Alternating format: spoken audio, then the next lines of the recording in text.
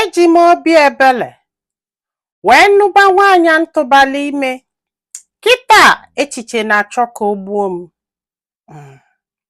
Ofu nwoke sị m na ihe a na-achọ ịkọlụ unu geenụ ntị ọfụma, ọsọ onye ọbụrụ mmadụ niile ga-aghọtasị ya. Ịghọtago? Ofu nwoke sị m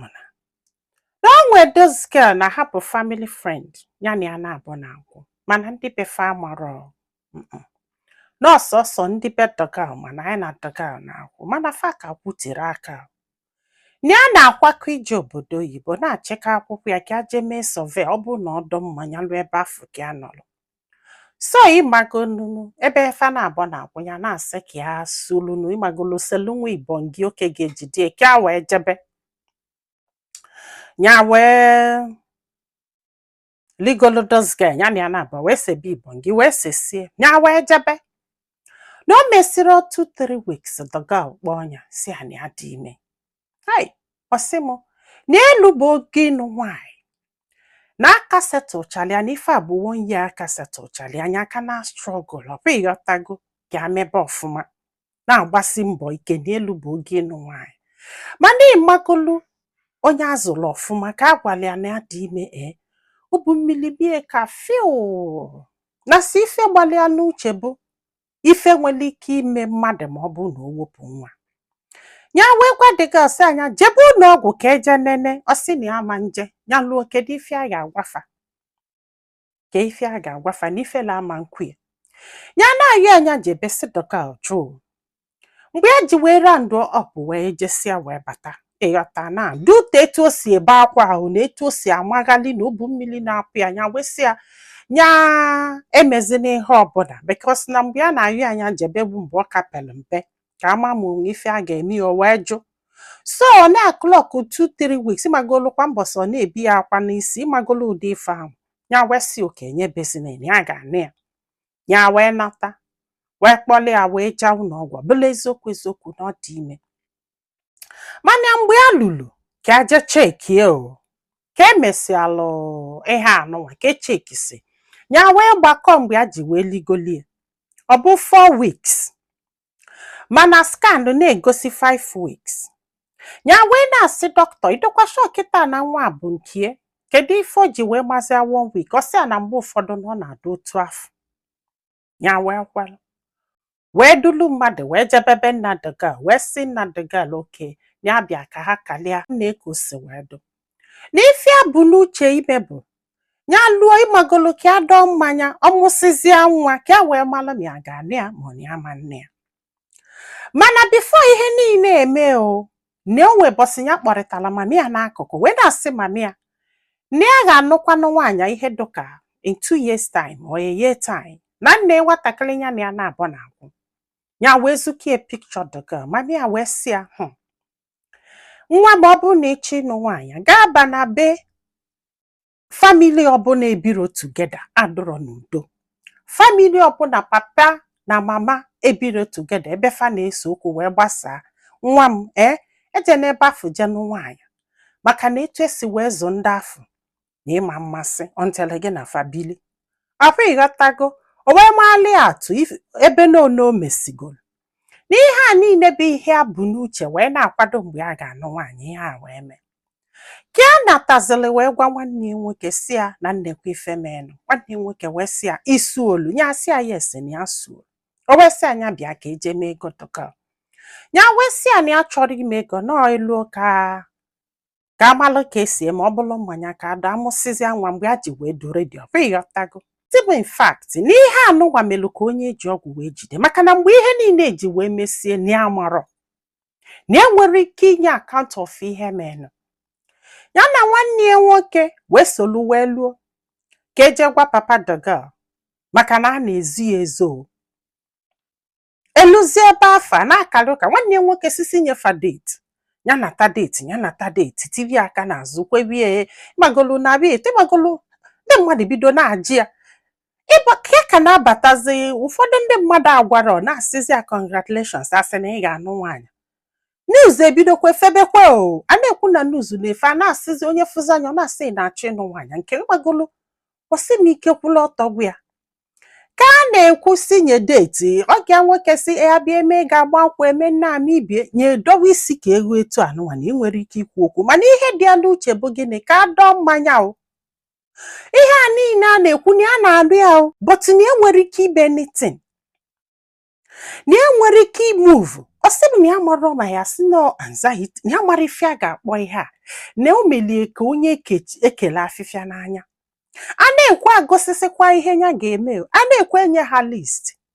ya wenyite ọnụ ka ya kwuo okwu na ya mara ife ga-ejidie ọ bụrụ ndị mmadụ ga na-ekwulie ọsị ọkwanye ahụ ka ihe anụnwa na-eme eje gote ego gobe ihe niile dị na list o ka ọ beghezikwa n'ọdụ na-asị na ihe a abụrọ ife ya chọrọ na detin dị ya n'ime o mana ya ghara ekwupụta nwe nwanne ya nwoke a na-agba ndị ụmụnne ya na-agba n'elu na-agba n'ala egote ego afọ asagide ego sagbuo biznes ya na-eme na enwenụrụ nsogbu na biznes na that period ya lose up to 600 and something tea ya na-asị na ihe a niile bụchakwana bad omen ma still kwuzie na ya gbadozie ọkpana na ka nwoke na-asị na nna ife dị gị n'uche ya mara ma ekele agbụo eleke asị na-eso ha ka tozuo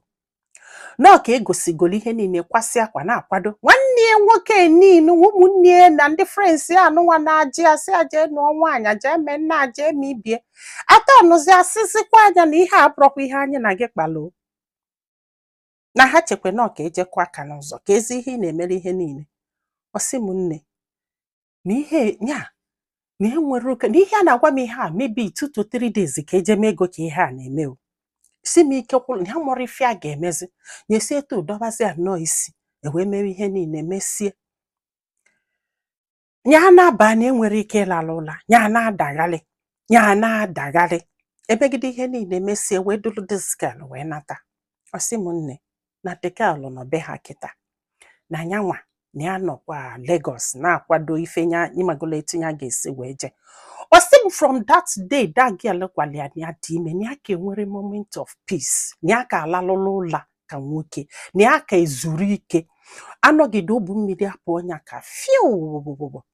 si m ịmara ebe ya mụrụ afịa na o nwere onye agwa maka na ya nara akwado ije n'nwaanyị na ka ihe a niile si wee mee na enwere ike ịma na ya just ebele na ihe izizi ya feel for this girl will pity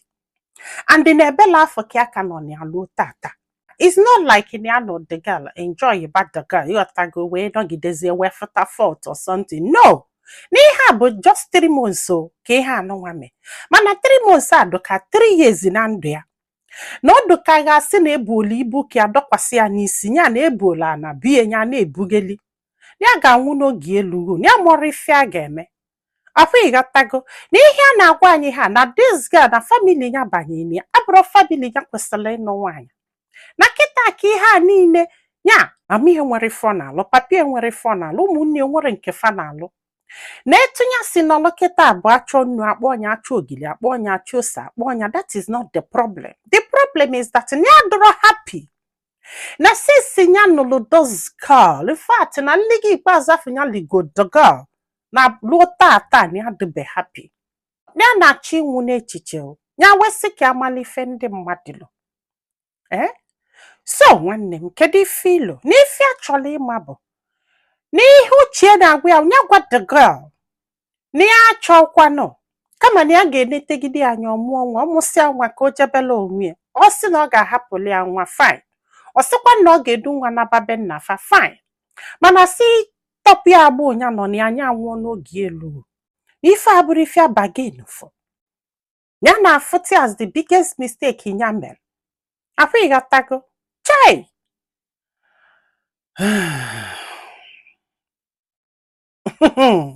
nke a gwụrụ m ike maka na mmadụ kwesịrị ọnụ nwaanyị ọdụ happy at least ọ bụgodo na marriage gị ga-enwe nsogbu idogodo na happy ma ọ bụgodo for the few months or few years nụrụ nwaanyị before wee bido gbazigbo na nke bụ na enwere nne gbazigbo ka ọ na-enye nsogbu no within himself na ya mụrụ ife a ga-eme no sisi na ya da anụzi ya n'ọsọsọ ife a chọrọ ịnụ na ya da anụ nwaanyị hey ka onye ọkịrịdo na-anụ those girl na ya nwere ike ịnwụ n'oge elugo